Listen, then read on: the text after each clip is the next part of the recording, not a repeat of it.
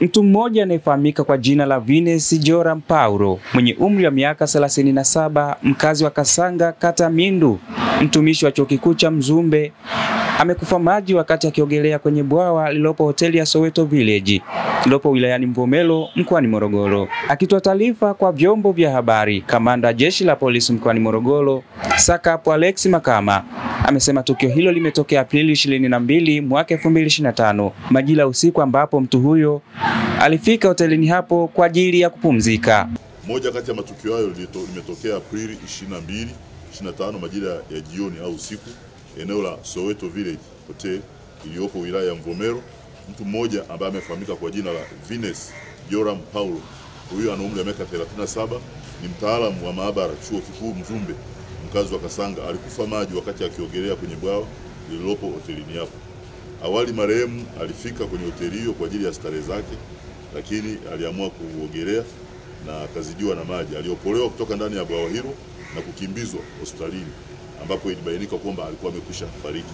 Katika hatua nyingine, jeshi la polisi limethibitisha kutokea kwa kifo cha abiria mmoja ambaye bado hajatambulika jina na majeruhi 5 ambao wamepata ajali ilohusisha basi la abiria kampuni ya Rungwe Express lenye namba za usajili T 393 DFQ ambayo imegongana uso kwa uso na gari la mizigo lenye namba za usajili T 925 DZW lenye tela namba T 425 EAD aina ya Scania ambayo ilikuwa ikitokea Iringa kuelekea mkoa wa Dar es Salaam.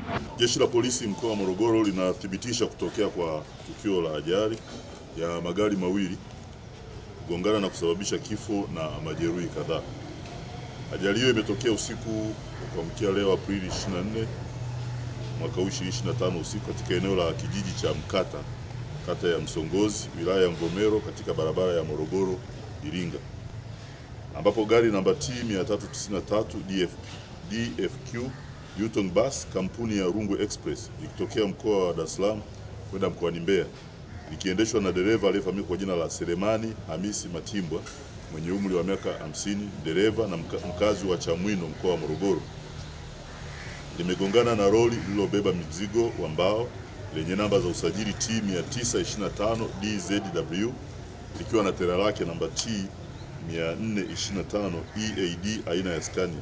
Hii ilikuwa linaendeshwa na dereva aliyefahamika kwa jina Martin Franki Kirwale. Huyu ana umri wa miaka 25, ni dereva mkazi wa Mafinga na alikuwa likitokea Iringa kwenda mkoani Dar es Salaam.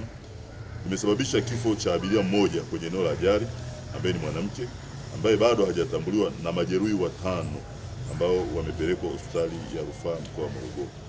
Aidha, abiria wengine waliopata mshtuko na majeraha madogo nao wamepelekwa katika hospitali ya rufaa ya mkoa wa Morogoro kwa matibabu na uchunguzi zaidi.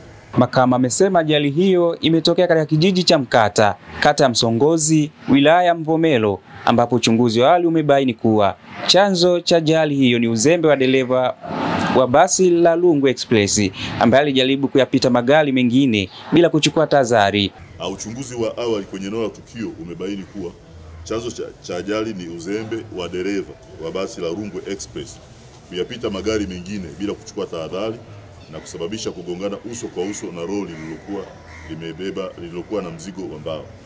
Dereva huyo ni miongoni mwa majeruhi na kwa sasa yuko chini ya ulinzi akipatiwa matibabu ya mguu, amevunjika mguu wa kulia. Wakati huo jeshi la polisi mkoa wa Morogoro linachunguza matukio ya vifo vilivyotokea kwa njia ya maji kutokana na athari za mvua zinazoendelea. Wilson John, Jimbi TV, Morogoro.